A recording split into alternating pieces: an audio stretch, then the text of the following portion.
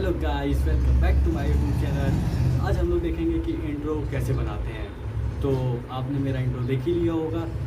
अगर आपको ऐसा इंट्रो बनाना है तो चलिए चलते हैं स्क्रीन पे।